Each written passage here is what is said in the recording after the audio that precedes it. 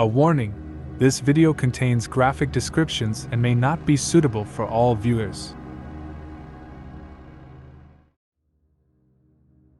In March 2005, 81-year-old retired postal worker, Leonard Mendel, was quickly walking back to his home through the leafy suburbs of Golders Green, in London, England.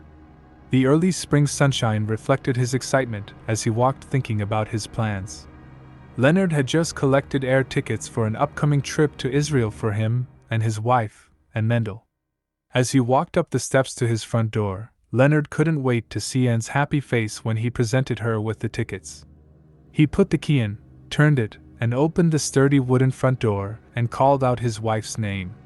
What he saw as he walked down the hallway would haunt him for the rest of his life and send shockwaves through the affluent neighborhood. But before we dive into the chilling tale, if you like stories about true crime or you're new to our content, please show your support and hit the like button, subscribe to our channel and enable all notifications. So, let's delve into the gripping narrative that unfolded.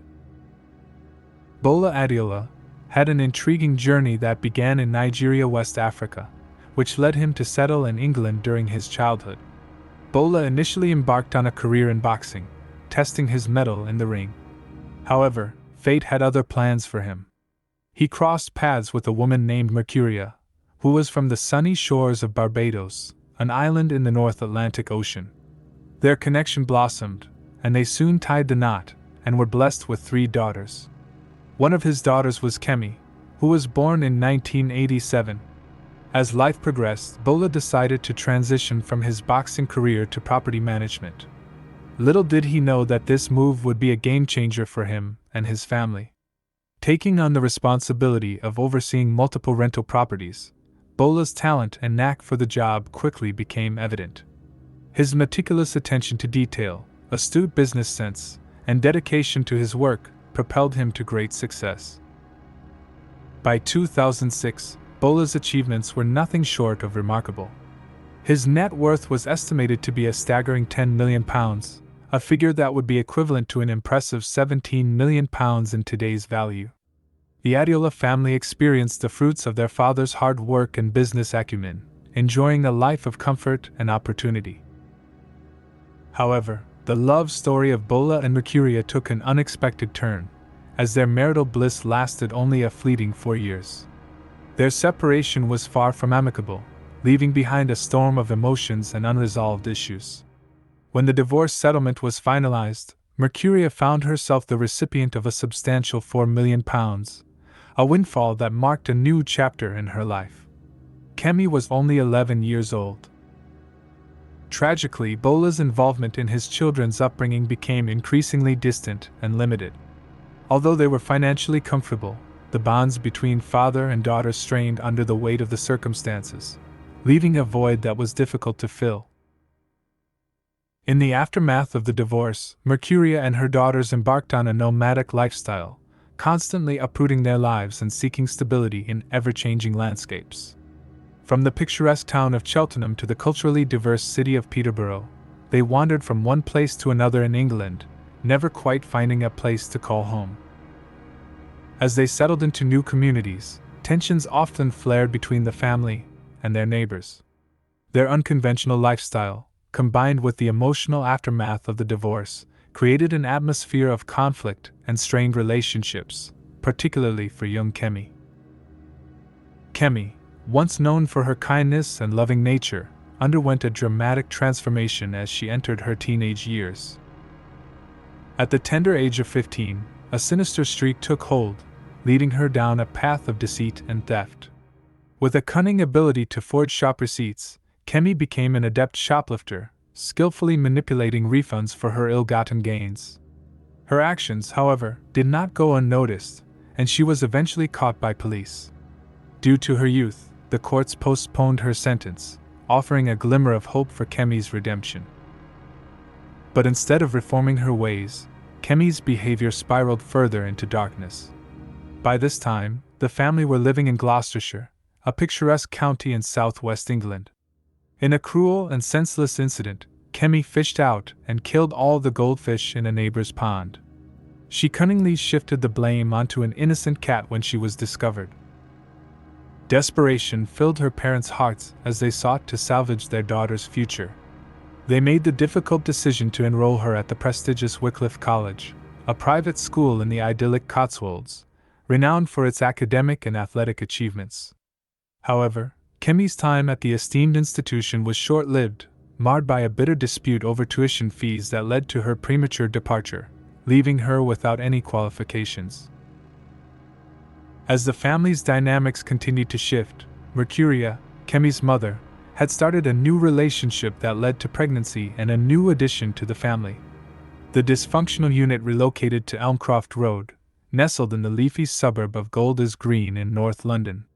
Sadly, Kemi's reign of terror continued and extended to her neighbors. She initiated a ruthless campaign of racial harassment towards an Asian family who lived a few doors down. Even young children were not spared from her abuse. Kemi's shocking acts escalated to the point of smearing human excrement on their windows, inflicting anguish upon the unfortunate family. Her sinister intentions extended to their innocent family pet, as she attempted to poison her neighbor's dog, without success. In a particularly distressing incident, Kemi lurked behind a bush, lying in wait for her unsuspecting neighbor. She launched an unprovoked violent assault of blows that left him with a bloody broken nose. The authorities intervened, leading to her arrest on charges of assault and harassment. However, Kemi was not given a custodial sentence because she was still a minor. Throughout these tumultuous times, Kemi's father, Bola, sporadically made appearances in his luxurious Rolls-Royce to visit his children. Yet these visits were fleeting and infrequent, perhaps leaving a void filled with resentment in Kemi's life. A few meters near Kemi's house lived Leonard and Anne Mendel. For several months, fate intertwined the lives of Kemi's family and the Mendels, an elderly couple who had experienced a lifetime of love and fulfillment. Mr. and Mrs. Mendel had been married for an impressive 50 years and embraced a serene existence. They were surrounded by the joys of their 2 children and an extensive brood of 14 grandchildren and great-grandchildren. In her earlier years, Anne Mendel had served as a hospital secretary. She later joined the army during World War II, bravely aiding efforts to track German bombers that ravaged the East End of London where she and Leonard had lived at the time. Now, at 84 years old, and dedicated every moment of her days to perform acts of kindness and engage in charitable work. She poured her heart and soul into visiting the sick, assisting friends and neighbors, and was known for brightening the lives of everyone she encountered, even strangers who crossed her path.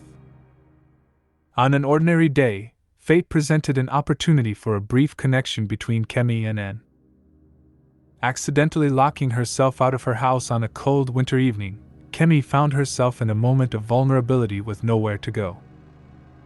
It was Anne who extended the hand of friendship without hesitation, inviting the troubled teenager into her home. Little did Anne know that this act of kindness would soon expose her to Kemi's troubled soul. As time passed, Kemi became fixated on money and her behavior took a darker turn. She spiraled deeper into her life of theft, transforming herself into a cunning and entitled young woman and commit more daring acts of theft. Eventually, her actions caught up with her, leading to yet another arrest for shoplifting. After a youth worker questioned her, Kemi confidently bragged to her sisters about her acting skills.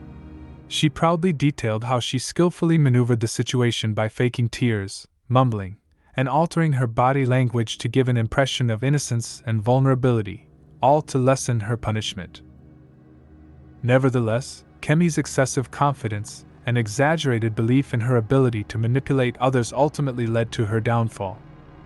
This led to her being arrested and sent to Bulwood Hall Juvenile Offenders Institution, a facility for young offenders located in Essex, in the east of England.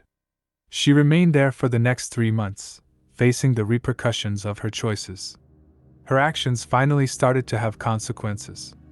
It was during this time that her focus shifted towards more sinister thoughts and began to revolve around the idea of murder. Within the confines of her prison cell, Kemi started writing down what she would later claim to be a draft for a fictional novel. In October 2004, something quite interesting happened. During a regular check of Kemi's cell at Bullwood Hall, staff stumbled upon an 18-page document. This document had a rather intriguing title: Prison and After, Making Life Count. At first glance, the handwritten notes seemed quite harmless, filled with goals, like shedding a few pounds and finding a nice two-bedroom apartment.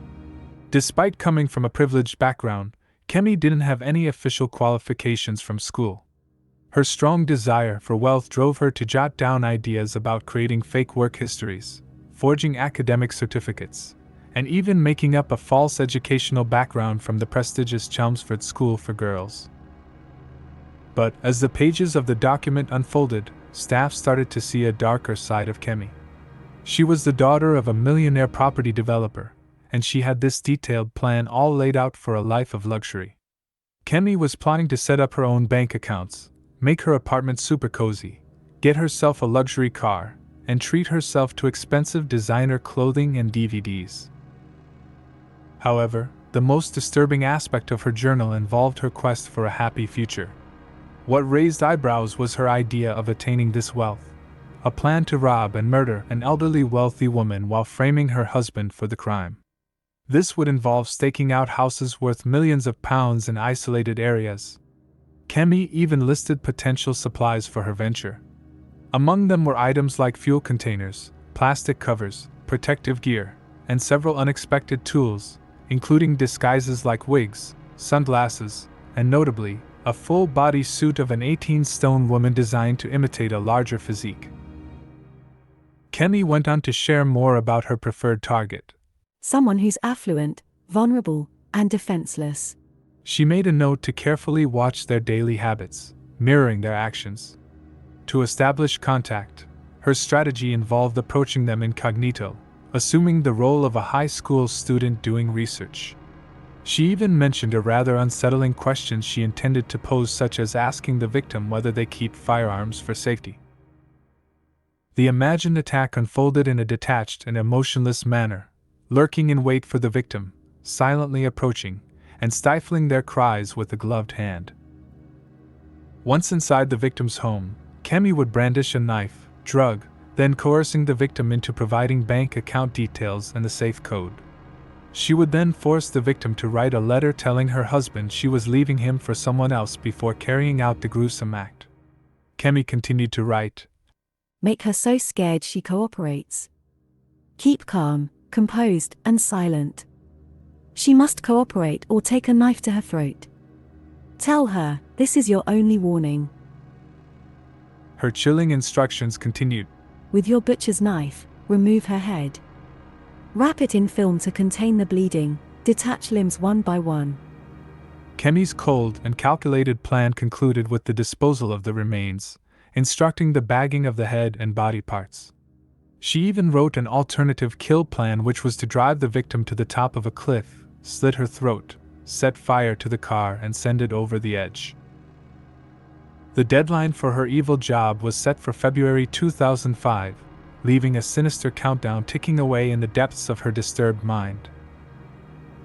When confronted by psychiatrists and prison staff, Kemi insisted that her notes were merely part of a draft for a fictional novel, attempting to downplay the gravity of her disturbing thoughts. The youth offending team performed a psychiatric evaluation on Kemi, which yielded surprising results.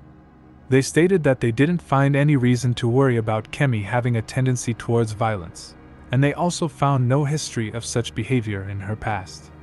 They portrayed her as remarkably intelligent and refined, having faith that with the right assistance, she could make a comeback and excel in her A-level studies. Even a prison psychiatrist, misled by Kemi's misrepresentations of her academic achievements, expressed a sense of disappointment about her being imprisoned. Kemi was released shortly after. She was 17 years old. Yet, after her release in November 2004, education wasn't a top priority for Kemi.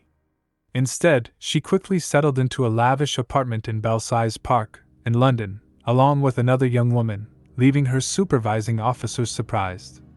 In a bold statement, Kemi mentioned that she covered her rent by working as an escort, confidently asserting that it was a valid and respectable enterprise, generating her weekly earnings of up to £5,000. By March 2005, no longer under supervision, Kemi revisited her old neighborhood of Golders Green and tragically turned her disturbing novel into a chilling reality. Taking advantage of a moment when Mr. Mendel, the friendly elderly neighbor, had stepped out to arrange air tickets for his upcoming journey to Israel, the callous teenager struck. Armed with a hidden blade at least 1 inch wide and 5 inches long, Kemi knocked on the door and waited. When Anne Mendel opened the door, she smiled as she recognized Kemi and invited her in. As soon as Kemi was in the hallway, she lunged at the frail Mrs. Mendel and viciously slashed at her body with the knife. Kemi stopped only when Mrs. Mendel had stopped moving. She had inflicted 14 deep stab wounds upon her unsuspecting victim's torso, right arm, and back. She then covered the body with some coats that had been hanging in the hallway, quietly left the house and closed the door behind her. Kemi, who had disposed of her bloody clothing, might have got away with murder but for a tiny speck of DNA found on Mrs. Mendel's hand. Less than an hour later, 81-year-old retired postal worker Leonard Mendel opened the front door of his home in Golders Green. As he looked down the hallway, he found his wife of 50 years, frail 84-year-old, and lying injured and bleeding heavily in the hallway. And Mendel died shortly after. Upon examining the evidence, police forensics identified DNA that corresponded with Kemi Adiola, a prior offender. They subsequently invited her for a conversation. To explain the DNA findings, Kemi recounted a tale of an accidental encounter with the elderly victim the day before the tragic event. She explained that she had helped the pensioner cross the street, during which she received a minor scratch, transferring her DNA to Mrs. Mendel. In her efforts to support this version of events, she sought assistance from a 16-year-old girl to provide an alibi, further showcasing her deceitful nature. The police did not believe her, so they arrested and charged Kemi based on the evidence found. During her trial at the Old Bailey in London, Kemi's attitude was quite surprising. She showed little remorse and seemed detached from the seriousness of her terrible offense. Kemi even managed to smile and exchange texts during breaks in court, appearing unaffected by the potential outcomes of her deeds. Detectives characterized her as a highly dangerous, callous, and cunning young individual, whose methodical and harsh employment of violence was difficult to fathom. There are concerns among authorities that Mrs. Mendel's case might have been a practice attempt for a more affluent target. They also expressed their worry that there could have been other potential victims if Kemi had managed to escape the consequences of this tragic incident. During the court proceedings, Kemi tried to claim that the document was a crime novel she was writing. She brushed off the manual as the scribbles of a 16-year-old girl, mentioning her admiration for authors like Martina Cole and James Patterson. She expressed her desire to follow in their footsteps and create something similar. The jury, however, preferred to believe the prosecution's assertion that the document was a blueprint for her future murderous crimes. On June 26, 2006, they found 18-year-old Kemi Adiola guilty and was sentenced to life imprisonment with the recommendation that she serve a minimum of 20 years. After the guilty verdict, sources close to the murder inquiry said the teenager was born to kill. A supremely arrogant psychopath with total disregard for humanity. Her father Bola Adiola has disowned her. Nobody is born evil, but what she did was evil. She is no longer my daughter. I will never see her again, and don't want her anywhere near me. I regret the day I ever met her mother. Leonard Mendel was left in total shock at the unjust end his wife met. Having so much taken away in such an undeserving manner, he relocated to Israel to live with his daughter. I would like to send my deepest condolences to the families of all the victims.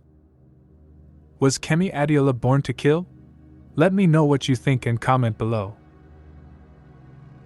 Thanks for watching. If you enjoyed this video, don't forget to subscribe to our channel for more.